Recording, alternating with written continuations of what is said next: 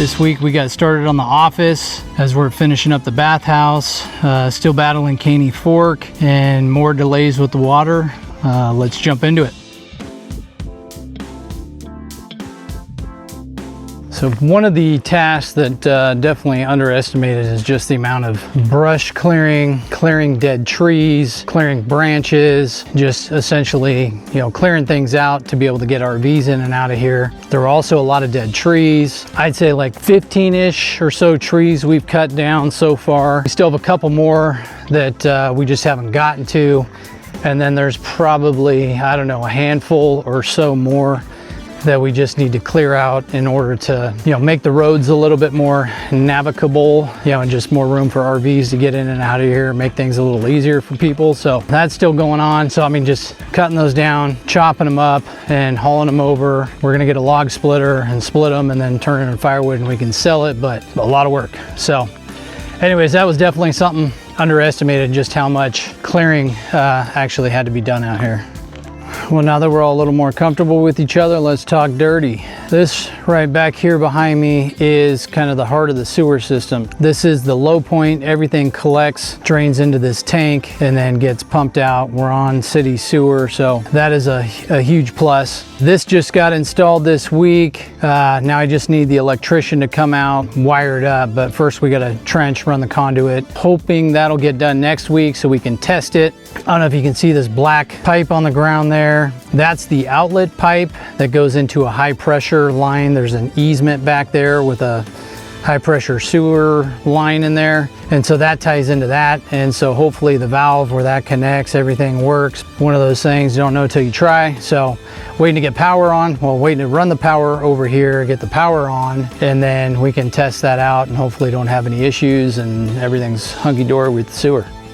So one of the other hurdles we're trying to tackle right now is the internet. I was initially planning on doing the internet myself with the help of my brother, who's an IT guy. However, he decided to go roller skating at the age of 40 plus with his kids. Ended up taking a spill, dislocated his shoulder, had to have surgery. So he's pretty much useless. And with everything else we got going on here, it's too much to do, for essentially just me. So I reached out to one company, came out this week, went over everything. They're supposed to be getting me a bid, and then I've got another company coming in next week to also get me a bid. But as you can see behind me, it is pretty wooded here.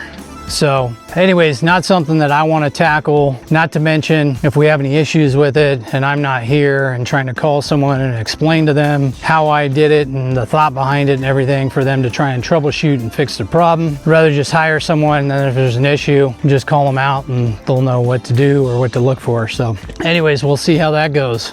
So in regards to the electrical, one of the things that I didn't talk about last week, I was hoping to get some more pictures and video this week, was we've had quite a few of the pedestals that we've opened up and had like pest issues and ant colonies in. Anyways, they're done with all but one of the pedestals. You can see on this one, the pink flag, that means they're done. They've got one more to do. And then as far as getting the power turned on, we're still going back and forth with Caney Electric on the deposit amount or if we can do some sort of bond or something. So hopefully have that figured out. We'll see. It's still going.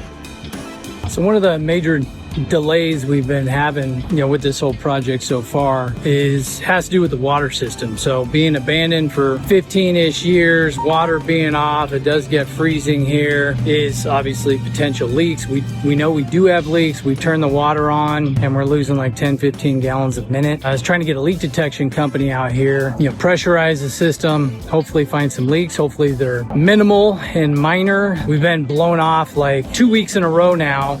So they're supposed to be coming next week. It's also been raining quite a bit too, so that hasn't helped. But anyways, this is kind of the last, I don't want to say the last big hurdle, knock on wood, but it's one of the biggest hurdles to get over. So somewhat anxious to get them out here, and, you know, essentially see what we find, see what we're up against. You know, one of the huge benefits of this property is we're in Van Buren County, unincorporated, so we're outside city limits. Over here is the water meter. This here is the backflow prevention and pressure regulator. So we aren't on a well. We do have city water, and that's a huge bonus. We also are on city sewer as well, which is also a huge bonus, not having to deal with septic systems and then as far as the water goes, not having to deal with well pumps and the maintenance there. So, you know, this is a huge blessing. So now we just got to kind of work out the kinks, and hopefully we don't have a ton of leaks.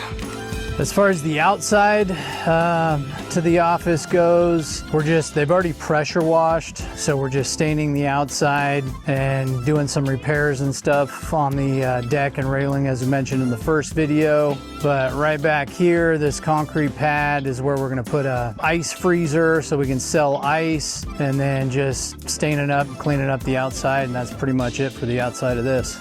All right, so right now I'm in the moat where we had the water, or everything all excavated to waterproof. You can see behind me here, it's been waterproofed. We got the drain in, which heads out that way in daylights. And then, so that got done this week. Whoop, that was close. It's been raining a lot out here, so unfortunately that slowed some things down, but at least we did get this done, and then they should be out next week to backfill it all. I'm standing out in front of the bathhouse right now, which we're just wrapping up. But one thing I wanted to point out, this is tied into one of the 1200 amp services, which we don't have power for yet. So I don't know if you can hear the noise in the background, but started the generator so I could take you guys inside and show you the lights on. But that's you know, basically how the contractor has been able to power all his tools and everything, and, you know, able to work on this while not having power. Anyways, I'm going to take you inside and give you a quick tour of the women's and show you kind of what we're up against and how things are looking. So walking into the women's bathroom here, we have just about finished up in here. Granite countertops. There's another granite countertop here that's covered. Still gonna put mirrors up. We're gonna replace the light fixtures. That's still left to do, but you can see the sinks in. They still gotta hook up the drains, but faucets are in. Still trying to figure out what we're gonna do for the backsplash. There was an epoxy painted floor in here. We stripped that and did a stain, kind of a multicolor black, brown, gray, kind of make it look stonish and give it a little more rustic look. And then here are the shower stalls, new fixtures and new toilets and everything for the bathroom stalls. Still trying to figure out the doors, which we'll talk about here in a couple minutes. So here's what we're thinking about with the doors. Did this kind of over the weekend to essentially go from what you just saw to actually putting a jamb in, cutting the door to fit a jamb. So made this, so essentially it's like a jamb is on, you know, inside your house, jamb stop, traditional door hardware that locks. And then we would essentially put this trim on here so it would look something like that, and then obviously stain it all. So that's kind of what we're thinking right now. I don't know, let us know in the comments what you think. So we finally got word that the deposit to have the electrical service turned on, while the last two electrical services, one being the RV sites, they're each going to be $15,000 for a grand total of $30,000, which it's crazy. Is not what we expected.